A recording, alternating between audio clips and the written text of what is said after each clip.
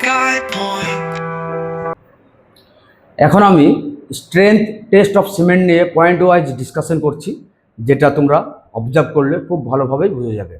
1 নম্বর, প্রথমে যেটা করা হয় 185 gram cement and 555 gram standard sand নেওয়া হয়। যদিও practically 200 gram cement and 600 gram standard sand নেওয়া হয়, যেটা রেশিও করলে 1:3 অনুপাতে হয়। স্ট্যান্ডার্ড স্যান্ড সম্পর্কে ডিটেলস পাওয়া যায় কোথায়?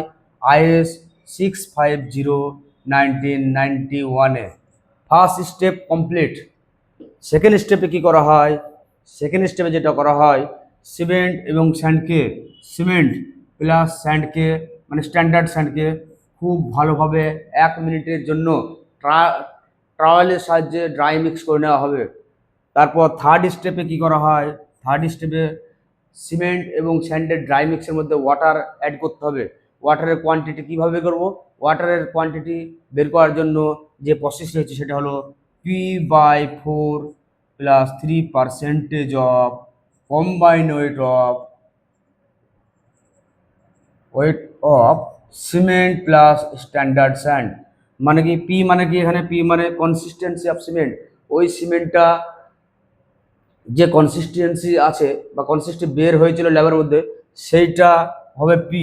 পি এর মানে এখানে বসাতে হবে যে total P/4 + 3 combined percentage of weight of cement and standard sand. এখানে combined weight of cement and standard স্যান্ডের ওয়েটটা কত আসছে?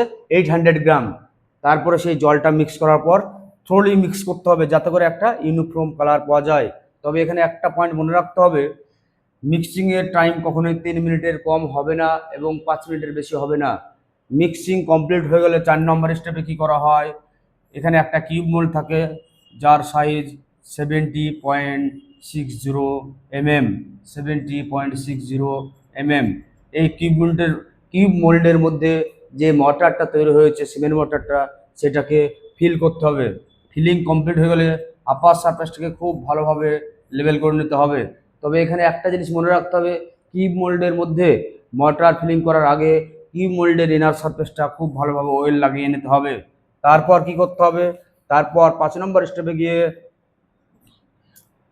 সিমেন্ট মর্টার সহ কিউব মোল্ডটাকে একটা ময়েস্ট রুম বা 27 ± 2 ডিগ্রি সেলসিয়াস সম্পন্ন একটা রুমের মধ্যে 24 ঘন্টার জন্য রেখে দিতে হবে। রেখে দেওয়া 24 ঘন্টা হয়ে গেলে 6 নম্বর স্টেপে গিয়ে কী করতে হবে? সিমেন্ট মর্টার সহ কিউবটাকে কিউব মোল্ড থেকে বের করতে হবে এবং সেটাকে কমপ্লিট হিট অফ হাইড্রেশনের জন্য একটা ওয়াটার বাথের মধ্যে 28 ডেজের জন্য কিউরিং করতে দিতে হবে। কিউরিং কমপ্লিট হয়ে গেলে 7 নম্বর স্টেপে কী করতে হবে? কিউব মোল্ড থেকে কিউব সিমেন্ট মর্টারের যে কিউব, সেই কিউবটাকে কী করতে হবে? ড্রাই সারফেসটা খুব ভালোভাবে মুছে নিয়ে একটা সিটিএম মেশিন, সিটিএম মানে কম্প্রেশন টেস্টিং মেশিন, এর মধ্যে নিয়ে যদি কম্প্রেশন টেস্টিং করা হয় সেক্ষেত্রে এই টেস্টেড মোল্ডের রেজাল্ট আসবে আপ টু 85%। এটা হলো স্ট্রেংথ বের করার কমপ্লিট প্রসিডিওর।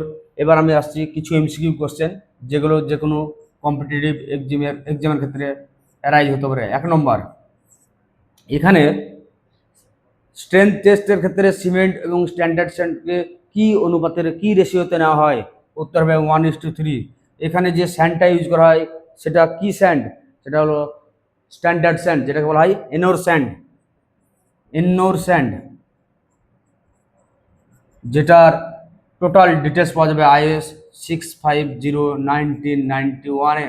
তারপরে এখানে কি করা হয়? এখানে যে কিউব মোল্ডটা ইউজ করা হয় তার ডাইমেনশন কত? কিউব মোল্ডটা, এই কোশ্চেনটা কিন্তু মারাত্মক ইম্পর্টেন্ট, যার ডাইমেনশন 70.60 mm। আর কি কোশ্চেন এখান থেকে আসতে পারে? এখানে সিমেন্ট এবং স্যান্ডের যে কম্বাইন্ড ওয়েট, সেখানে কতটা কোয়ান্টিটি অফ ওয়াটার মিক্স করা হয়? সেটা হলো P/4% of combined weight of cement এবং স্ট্যান্ডার্ড স্যান্ড। এটা ভালো করে মনে রাখতে হবে। মূলত এই কোশ্চেনগুলোই অ্যারাইজ হয়। স্ট্রেংথ টেস্ট অফ সিমেন্ট সম্পর্কে এটাই কমপ্লিট ডিসকাশন।